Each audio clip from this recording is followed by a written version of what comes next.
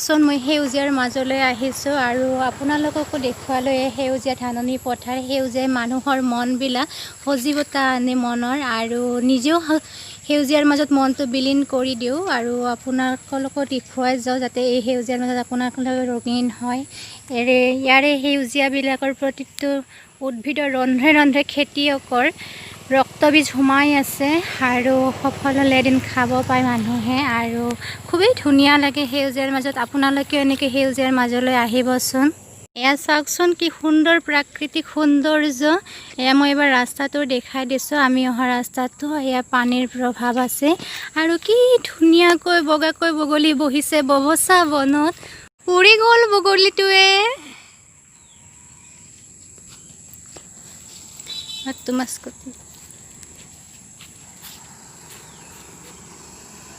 এয়া মানুহ আহি আছে।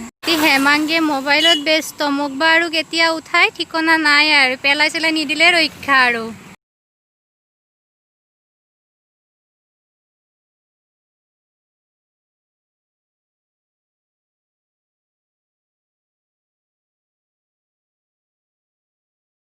চাওকচোন কি ধুনীয়া বাঁহ গছ, ইমান ওখ, খুবেই ধুনীয়া লাগে পৰিৱেশটো। চাওকচোন আমি গাড়ী চলাই আছোঁ আৰু কি ধুনীয়া সেউজীয়া ধাননি পথাৰ।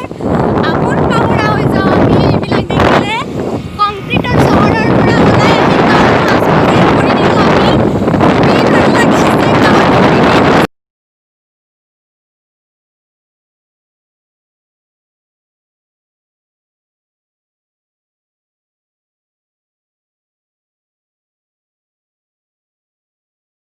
এয়া মই আজি আহিছোঁ ভেথুৱা এখন গাঁৱৰ নাম আৰু এই ভেথুৱালৈ আহিছোঁ। তাত অৱস্থিত আছে ঔদ্যোগিক প্ৰশিক্ষণ কেন্দ্ৰ আৰু মই এইখন এবাৰ ভালদৰে দেখাই দিলোঁ। এইখন ITI কলেজ হয় আৰু ইয়াতে মানে কি ইলেক্ট্ৰনিক্সৰ বিষয়ে পঢ়িব পাৰিব, আপোনালোকেও যোগাযোগ কৰিব পাৰিব। এবাৰ মই সুবিধাটো দেখাই দিলোঁ ভিডিঅ'টোৰ জৰিয়তে আৰু পৰিৱেশটো খুবেই ধুনীয়া।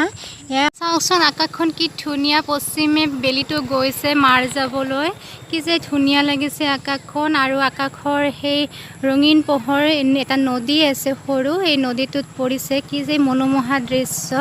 গাঁৱৰ পৰিৱেশটো সঁচাই ভাল লাগে আৰু সেইবাবে মই কংক্ৰিটৰ চহৰখনৰ পৰা অলপ আঁতৰি আহি মানে গাঁৱৰ সৌন্দৰ্য উপভোগ কৰিব আহিছোঁ।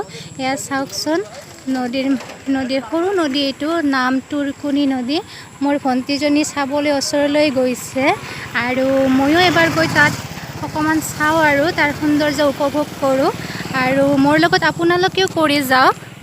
এয়া নৈসৰ্গিক ৰূপ সৌন্দৰ্য উপভোগ কৰিছোঁ ভণ্টি আৰু ময়ে। কি যে ভাল লাগিছে আজি আহি নহয়, খুবেই আনন্দিত হৈছোঁ। পৰিৱেশটো চাওকচোন আপোনালোকে এবাৰ আৰু খুবেই ভাল লগা পৰিৱেশ। মই ভাষাই বিচাৰি পোৱা নাই কেনেকৈ ক'ম আৰু, ইমান ধুনীয়া লাগিছে পৰিৱেশটো চাৰিওপিনে চাওকচোন।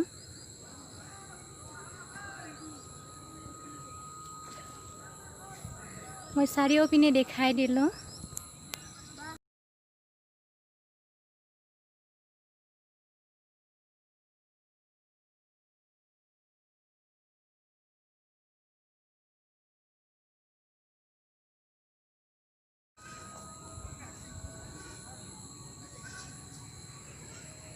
ল'ৰালিৰ কাল উপভোগ কৰিব পাৰি গাঁৱৰ মাজতহে। সেয়া চাওকচোন গাঁৱৰ ল'ৰাবিলাকে কি ধুনীয়াকৈ খেলি আছে মুক্ত আকাশৰ তলত।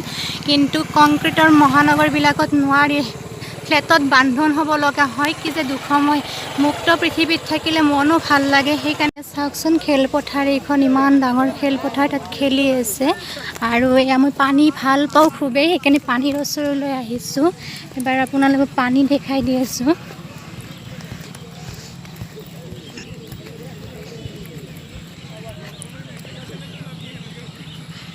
চাওকচোন কি ধুনীয়া পানীৰ পৰিৱেশ।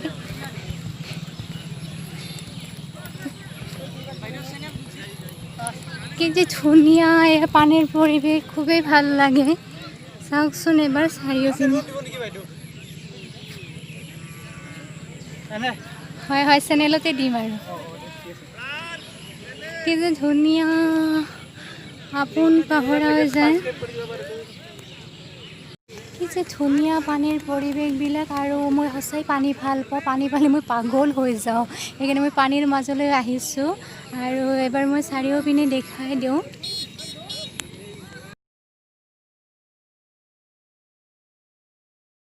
বজাৰত সোমাইছোঁ চাওকচোন চাৰিওপিনে পৰিৱেশটো কিন্তু সোমবাৰেহে বজাৰবিলাক খোলে এতিয়া নুখোলে মানে বাকী বাৰবিলাকত নুখোলে যিহেতু গাঁও এৰিয়াৰ অঞ্চল হয় কিন্তু গাঁৱৰ মাজতো এবিধ মোৰ চকু পৰিছে আচৰিত কিন্তু এখন দোকান দেখিছোঁ মোবাইল ৰিপেয়াৰিং দোকান আপোনালোককো দেখুৱাই আছোঁ পানীও পায় ইয়াতে জানেনে চাওকচোন এখন সৰু দোকান ইনকামো চাগে ভালেই হয় দেখাই দিওঁ পৰিৱেশটো মই চাৰিওপিনে কি যে ভাল লাগে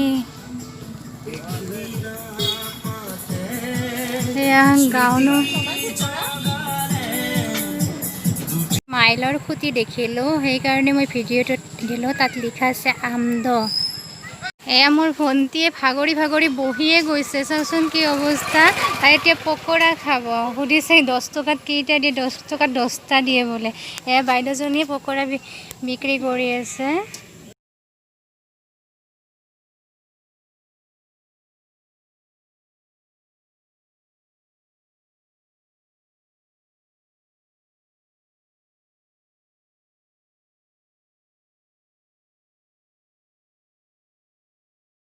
এয়া সন্ধ্যা নামিছে কিন্তু মোৰ যাবলৈ অকণো মন নাই ইমান ভাল লাগিছে পৰিৱেশটো গাঁৱৰ পৰিৱেশ সঁচাই আমি নগৰত থাকি থাকি আমনি লাগিছে যাবলৈ অকণো মন নাই কি কৰিবা হেমাংগী যাবানে এতিয়া আৰু কি কৰিম লেটছ গো কৈছে মোৰ চিষ্টাৰে সেইকাৰণে এতিয়া আৰু বাই বাই গুড নাইট